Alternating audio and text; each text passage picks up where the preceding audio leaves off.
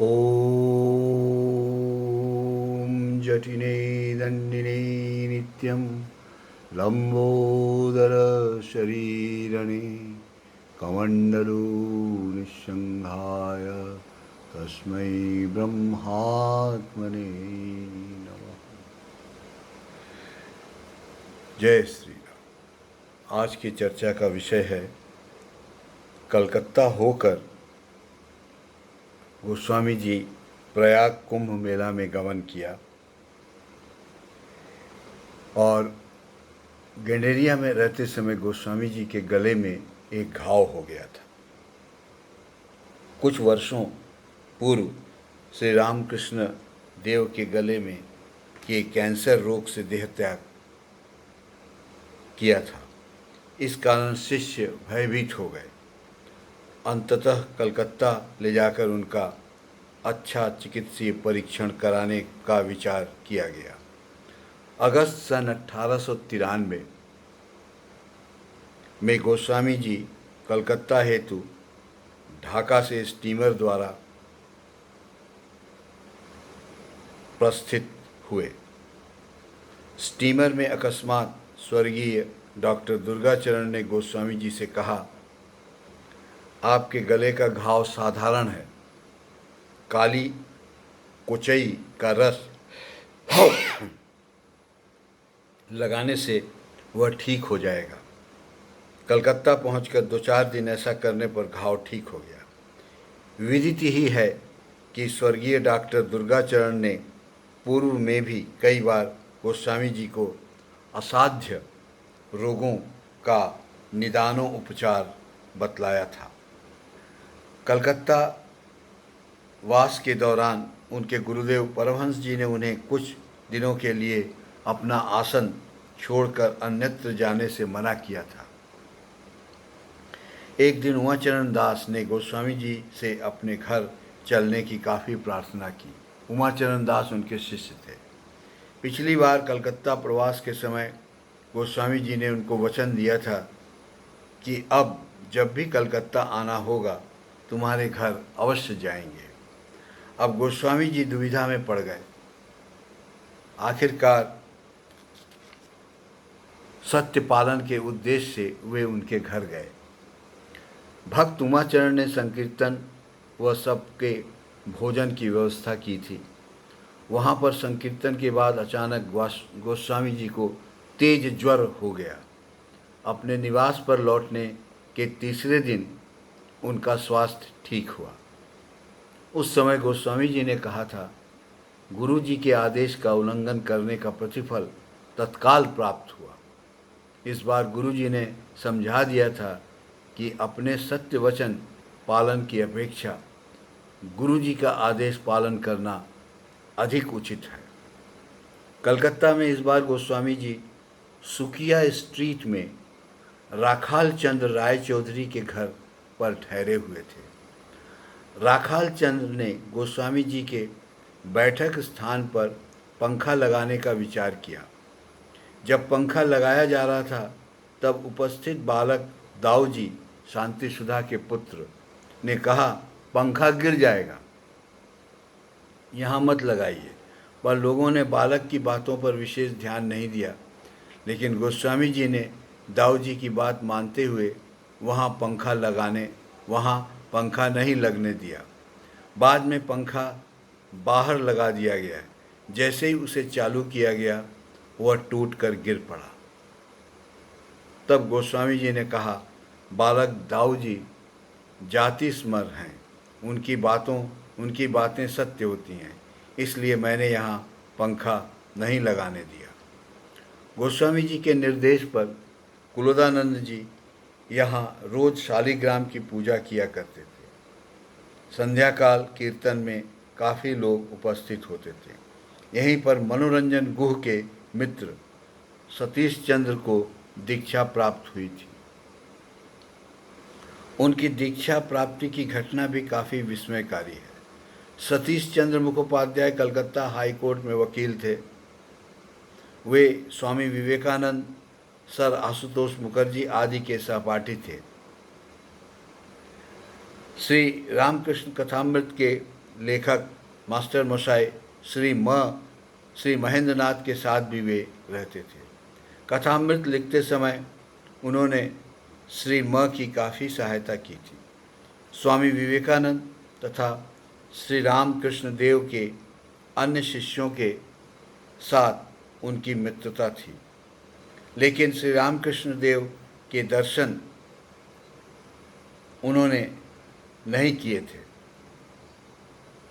श्री रामकृष्ण देव के देह त्याग के बाद श्री म के साथ वे एक बार गोस्वामी जी के पास आए थे। गोस्वामी जी के शिष्य मनोरंजन गुह तथा उनकी पत्नी मनोरमा देवी के साथ उनका परिचय था। एक दिन मनोरंजन ने गोस्वामी जी से सतीश चंद्र को दीक्षा देने की प्रार्थना की। गोस्वामी जी ने कहा, सतीश चंद्र को कल सुबह 10 बजे दीक्षा दी जाएगी। मनोरंजन ने रात्रि में सतीश चंद्र के घर जाकर गोस्वामी जी का निर्देश कह सुनाया और कहा, सुबह में आकर तुम्हें उनके पास ले जाऊंगा, तुम तैयार रहना। सतीश चंद्र के मन में दीक्षा लेने की कोई इच्छा नहीं थी। इस प्रकार जबरन दीक्षा हेतु दबाव आने पर उनका मन चंचल हो उठा। रात को बहुत देर तक उन्हें नींद नहीं आई। उसी समय उन्होंने एक आवाज़ सुनी, तुम्हें इतना चिंतित होने की क्या आवश्यकता है? जो तुम्हारे गुरु होंगे वे समय पर तुम्हें कान पकड़कर ले जाएंगे और दीक्षा देंगे। यह सुनकर उनका मन शांत हुआ और वे सो गए। सुबह उठते ही मनोरंजन तो अभी उन्हें ले जाने के लिए आएंगे, अतः घर पर नहीं रहना ही ठीक होगा। यह सोचकर सतीश चंद्र घर से निकल पड़े। उनका उद्देश्य था इस तरह 10 बजे तक वे यहाँ वहाँ घूमते रहेंगे ताकि दीक्षा का निर्धारित समय निकल जाए। रास्ते में काफ़ी देर तक यहाँ वहाँ घूमने के बाद उन्हें ज़ोरदार प्यास लगी। उन्होंने देखा कि सामने के मकान के नीचे एक युवक बैठा हुआ है। उन्होंने वहाँ जाकर पानी मांगा। उस युवक ने सतीश चंद्र से कहा, पिताजी के निर्देश से मैं आपकी प्रतीक्षा कर रहा था, आप ऊपर आइए। युवक ने अपना परिचय देखते हुए कहा कि वे गोस्वामी जी के पुत्र योग जीवन हैं। सतीश चंद्र श्री म के साथ केवल एक बार आए थे, इसलिए मकान ठीक से पहचान न सके। मंत्र मुग्ध की भांति वे योग जीवन के साथ ऊपर एक कमरे में गए।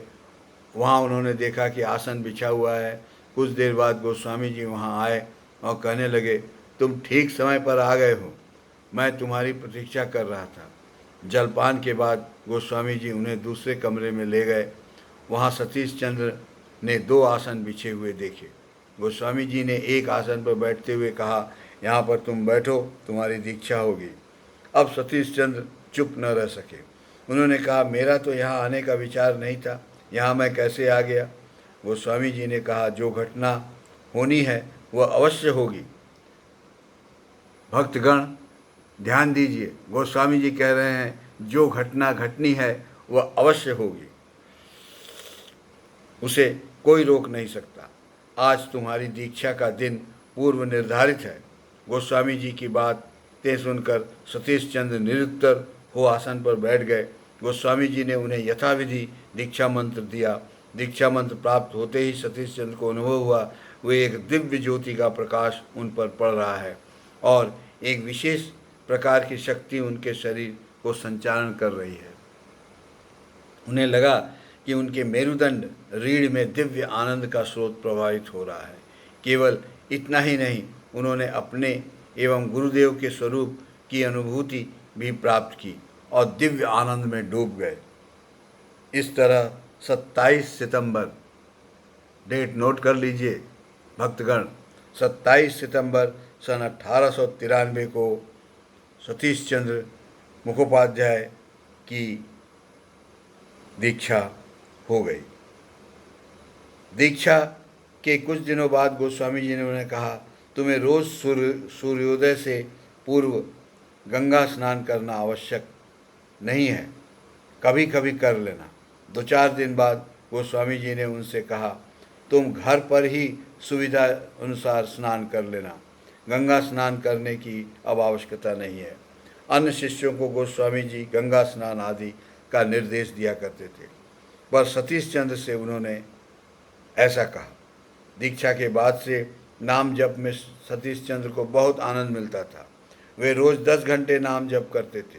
गोस्वामी जी के पूछने पर जब उन्होंने यह बताया तो गोस्वामी जी ने कहा, इतना करने की आवश्यकता नहीं है, रोज़ 2 घंटे नाम किया करो।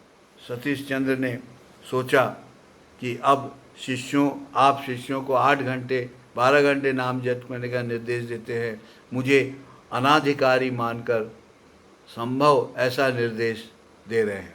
यह सोचकर वे मन ही मन बहुत दुखी हुए। कुछ दिनों बाद उन्होंने सतीश चंद्र को केवल आधा घंटा नाम जप करने का निर्देश किया।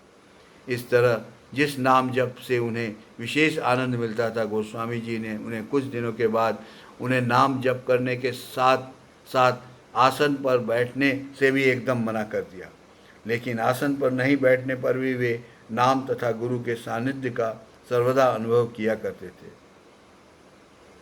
एक दिन गोस्वामी जी ने सतीश चंद्र से कहा, अब से तुम्हें नाम जप ध्यान कुछ भी करने की आवश्यकता नहीं है। तुम्हारे लिए जो कुछ भी आवश्यक है वो मैं कर लूँगा, पर अभी तुम्हारे कुछ कर्म शेष हैं, वे तुम्हें ही करने होंगे। तुम्हारे वे कर्म मुझसे नहीं होंगे।